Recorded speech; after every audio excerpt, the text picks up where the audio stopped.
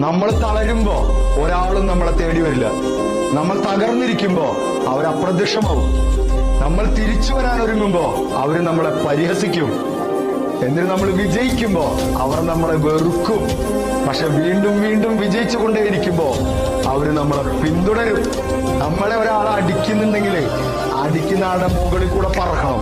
അപ്പൊ ആ അടി നമുക്ക് ടാറ്റ തരുന്നത് പോലെ തോന്നും.